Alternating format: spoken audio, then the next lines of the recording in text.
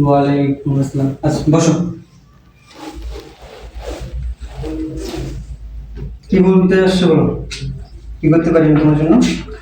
Sir, আপনি তো জানেন বেশিরভাগ ক্লাসগুলো আমার এবার পড়া হয়নি। ক্লাস করা হয়নি মানে? তোমাদের টিচাররা কি ক্লাস নেয়নি? স্যার, আমি স্কুলে আসতে পারিনি, একটু অসুস্থ ছিলাম। ও আচ্ছা আচ্ছা, তাহলে তুমি ওই মেয়ে যে হচ্ছে স্কুল ফাঁকি দাও, ঠিক মতো লেখাপড়া করতেছো না, শুধু প্রেম প্রেম নিয়ে ভাব। ধরুন স্যার, এগুলো যে কি বলতেছেন সামনে তো। স্যার, আপনি মনে হয় আপনি ঘড়িটা খুঁজছিলেন, তাই না? ও আচ্ছা, হ্যাঁ ভালো। তো এখন কি করতে পারি আমি তোমার জন্য বলো? স্যার, সামনে তো এক্সাম ছিল, তাই না? হুম।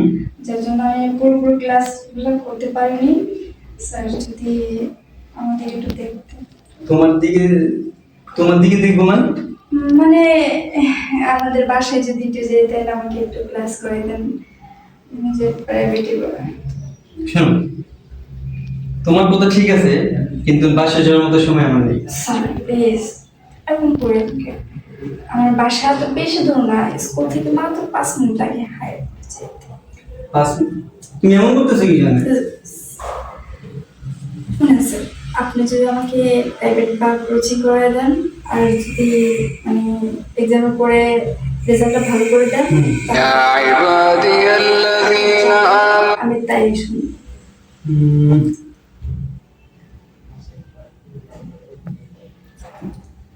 যা বলবো তাই শুনবা? এখন ধরো আমি তোমাকে পাশ করে দিলাম, পরে যদি তুমি করে নাও। স্যার, আপনি তাহলে অ্যাডভান্স দিয়ে রাখেন। অ্যাডভান্স?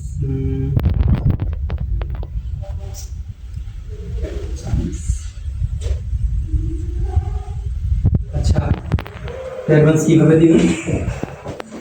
আহ, আপনি যেভাবে নিতে চান আমি সেভাবে ভাবেই না। সত্যি? পাক্কা? তো বুঝিয়ে দাও কিভাবে। বুঝিয়ে দেবো। স্যার, শুনুন, টাকা দিয়ে নেন, কেউ হচ্ছে অনেক কিছু। এখানে না, এখানে দিতে পারছি। চলো, ঠিক আছে।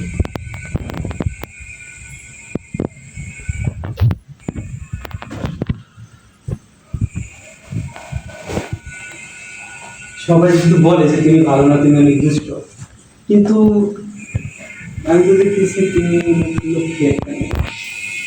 Sorry. অ্যাডভান্স দিবে না?